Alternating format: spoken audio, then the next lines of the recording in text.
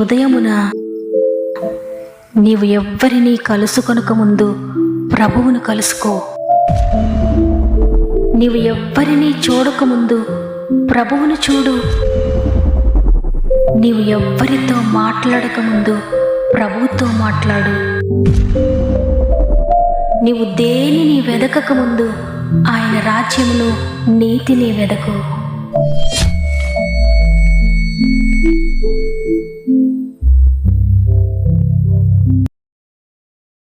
Praise the lord. దేవుని పరిశుద్ధ నామమునకే మహిమ కలుగునుగాక. మరొకసారి మిమ్మల్ని అందరినీ గాడ్ ఫస్ట్ అనే వాగ్దాన కార్యక్రమానికి ప్రేమతో ఆహ్వానిస్తూ ప్రభు నామంలో మీ అందరికీ నా యొక్క శుభాలు తెలియజేస్తున్నాను. దేవుని బిడ్డలారా, ఈ ఉదయాన్నే మీరంతా ఎలా ఉన్నారు? మీరంతా బాగున్నారని, బాగుండాలని ఆశించి మిమ్మల్ని అందరినీ దేవుని చేతుల్లో పెడుతున్నాను.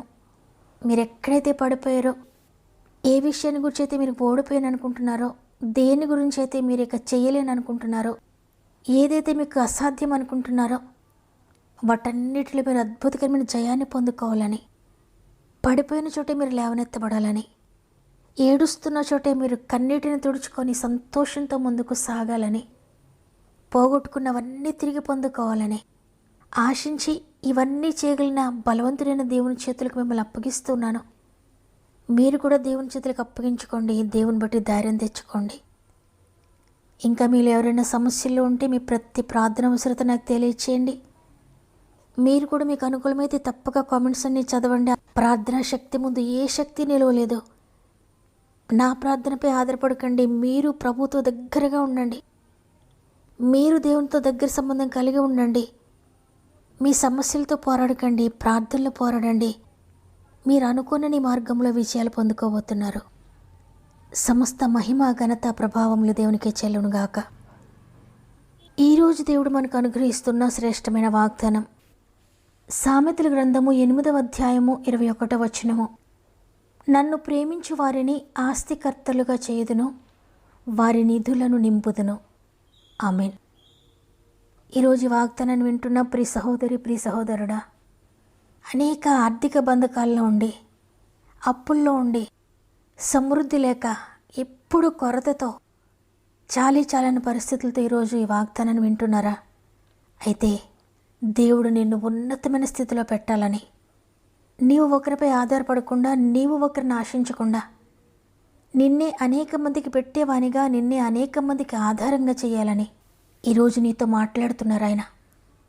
మీరు అనుకుంటున్నారు, నేను సంపాదించుకోవాలి, నేను కష్టపడాలి, ఇది చెయ్యాలి, అది చెయ్యాలి, ఏ ప్రయత్నం చేయాలి, ఆ ప్రయత్నం చేయాలని మీరు ఎన్నో ఆలోచనలు చేసుకుంటూ మీ కుటుంబాన్ని ఉన్నత స్థితికి తీసుకువెళ్ళాలని, మీ బిడ్డలను ఉన్నత స్థితికి తీసుకువెళ్ళాలని అనేక ఆలోచనలు కలిగి ఉండి, అనేక ప్రయత్నాలు చేస్తూ, ఎంతో కష్టపడుతూ, ఎంతో ప్రయాసపడుతూ, అనేక సార్లు మీ ప్లాన్స్ అన్నీ ఫెయిల్ అయ్యి, అనేక సార్లు చేయాలనుకున్నవన్నీ కూడా ఫెయిల్ అయ్యి, ఒకటి అనుకుంటే ఒకటి జరిగి, మీ జీవితంలో సంపాదన అంతా కూడా వ్యర్థమైపోయి, చిల్లు సంచులు పడినట్లుగా వ్యర్థంగా ఖర్చు అయిపోతున్నాయని కలవరపడుతూ, నేను ఎంత ప్రయాసపడినా నా జీవితం ఎందుకు వృధా అయిపోతుంది, నా ప్రయత్నాలన్నీ ఎందుకు ఫెయిల్ అయిపోతున్నాయి, నా సమయం అంతా ఎందుకు వ్యర్థమైపోతుందని అనుకుంటున్నారేమో. ఈ వాగ్దానం మీ కొరకే. ప్రసంగి అంటాడు, ఒకడు గాలికై ప్రయాసపడినట్లుగా ప్రయాసపడుతున్నారని.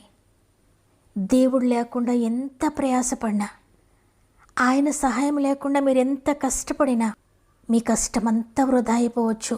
ఎందుకంటే లేఖనం సెలవిస్తూ ఉంది కదా, యెహోవా ఆశీర్వాదం ఐశ్వర్యం ఇస్తుంది, నరుల కష్టం చేత అది ఎక్కువ కాదు అని. నీవు కష్టపడాలి నిజమే.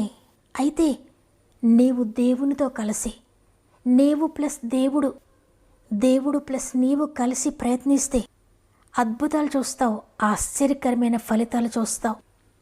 అందుకే ఈరోజు దేవుడు మాట్లాడుతున్నారు, నన్ను ప్రేమించే వారిని ఆస్తికర్తలుగా చేయుదును, వారి నిధులను నింపుదునని. ఈ వాక్యం మన ఆలోచనలకు చాలా వ్యతిరేకంగా ఉన్నట్లుగా అనిపిస్తుంది. నేను నా నిధులను నింపుకోవాలని ఎంతో ప్రయత్నిస్తున్నాను కదా, దేవుడు నింపడం ఏంటి, ఆయన ఆస్తికర్తలుగా చేయడం ఏంటి, నేను కదా ప్రయాసపడేదనుకుంటాం. కానీ దేవుని ప్రేమించేవారు, వారు పడిన ప్రయాస కొంచెమైనప్పటికీ కూడా, వారు సంపాదించింది కొంచెమైనా అది ఎంతో ఆశీర్వదించబడుతుంది.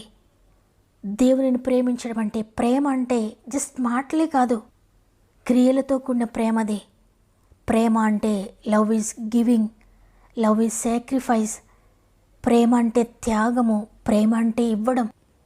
ఆ విధంగా క్రియలతో ఆయనను ప్రేమించగలిగితే ఇక నీవు ఇది కావాలయ్యా, అది కావాలయ్యా, ఈ అవసరం ఉందయ్యా, అవసరం ఉందయ్యా, ఈ లోటుందయ్యా, ఆ లోటుందయ్యా, ఇదిగో తండ్రి ఈ ఆర్థిక బంధకాల్లో నలిగిపోతున్నాను, ఈ అప్పులతో నలిగిపోతున్నాను, ఈ సమస్యలతో నలిగిపోతున్నానని అనవలసిన అవసరం లేదిక. అంతా ఆయనే చూసుకుంటాడు. దేవుని ప్రేమించడం అంటే దేవుని కొరకు కష్టపడడం, దేవుని కొరకు నష్టపోవడం. ఒక్క ఛాన్స్ దొరికితే చాలు ఆయన కొరకు ఏదైనా చేయాలి. దేవుని కొరకు ఏది చేయాలి, దేవుని కొరకు ఏది ఇవ్వాలి, నాకున్న దాంట్లో ఆయనకి ఇవ్వాలి, నా బలములు ఆయనకి ఇవ్వాలి, నా శక్తులు ఆయనకి ఇవ్వాలి, నా సమయంలో మొదటిది ఆయనకి ఇవ్వాలి, నా జ్ఞానములు మొదటిది ఆయనకి ఇవ్వాలి, నా ధనములు మొదటిది ఆయనకి ఇవ్వాలి, నాకు కలిగిన సమస్తములు మొదటిది ఆయనకి ఇవ్వాలని క్రియలతో నీవు ఆయన్ని ప్రేమించగలిగితే, అవును నిజంగా ప్రేమించేవారు ఈ విధంగానే మొట్టమొదట ఆయనకి ఇస్తారు. అవును నిజంగా నీవు దేవుణ్ణి ప్రేమిస్తే నీ మొదటి దానికి ఇస్తావు, నీ శ్రేష్టమైన దానికి ఇస్తావు. ఆ ప్రేమని ఆయన చూస్తాడు. ఆయనకు నీ ధనం అవసరం లేదు, నీ యొక్క ఆస్తి అంతస్తు ఆయనకు అవసరం లేదు, కానీ నీ త్యాగాన్ని ఆయన చూస్తున్నాడు, నీవు నష్టపోవడం ఆయన చూస్తున్నాడు. అందుకే ఒక భక్తుడు అన్నాడు, నేను ఎక్కువ పనులు చేయాల్సిన రోజున ఎక్కువ సమయం దేవునితో గడుపుతానని. కానీ మనం అనుకుంటాం ఈరోజు చాలా పనులు ఉన్నాయి కదా, దేవునికి ఇవ్వడానికి నాకు సమయం లేదు, ఉదయాన్నే పనులు ప్రారంభించాలనుకుంటాం. అయితే నిజంగా దేవుని ప్రేమించేవారు ఎంత ఎక్కువ పనులుంటే అంత ఎక్కువ సమయం దేవునికి ఇస్తారు. ఎంత ఎక్కువ ఆర్థిక బంధకాలు ఉంటే అంత ఎక్కువగా దేవుని కొరకు నష్టపోతూ ఉంటారు. ఎంత బలహీనంగా ఉంటే అంత ఎక్కువ బలాన్ని దేవుని కొరకు ఉపయోగిస్తారు. ఎంత ఎక్కువ శ్రమలో ఉంటే అంత ఎక్కువగా దేవుని సన్నిధిలో ఉంటారు.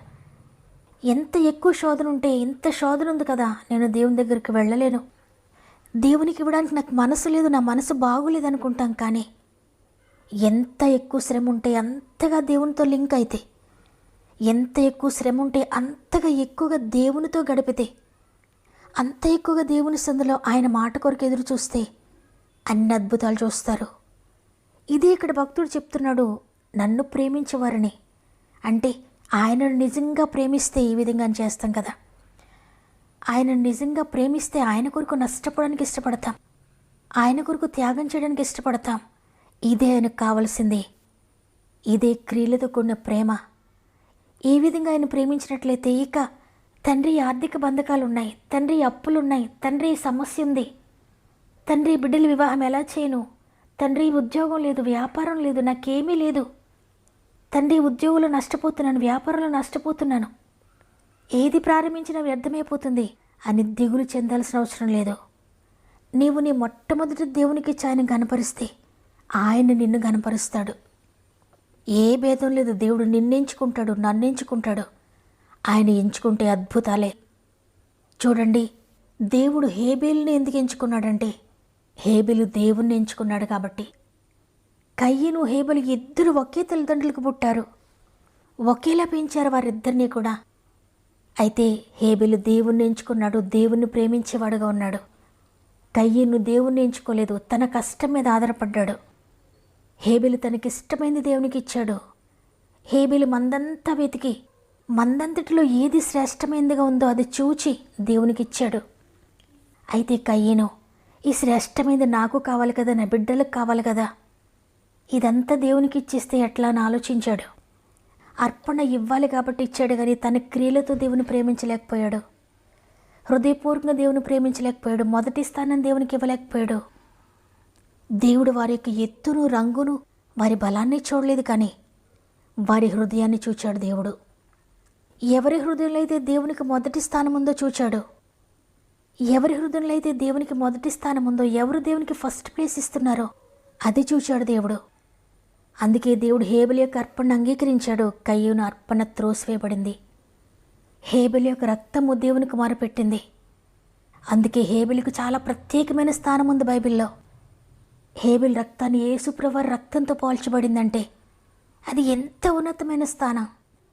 ఎందుకు దేవుడు హేబెల్ని ఎంచుకున్నాడు, ఎందుకు దేవుడు హేబెల్ని అంతగా హెచ్చించాడంటే హేబెలు కూడా దేవుణ్ణి ఎంచుకున్నాడు, దేవుణ్ణి హెచ్చించాడు. ఈరోజు ఈ మాట వింటున్న నిన్ను దేవుడు ఎన్నుకోవాలంటే, నిన్ను దేవుడు హెచ్చించాలంటే, నీవు ఆస్తిక కర్తగా అవ్వాలంటే నీలో కూడా ఏదైనా ప్రత్యేకత ఉందేమో దేవుడు చూస్తున్నాడు.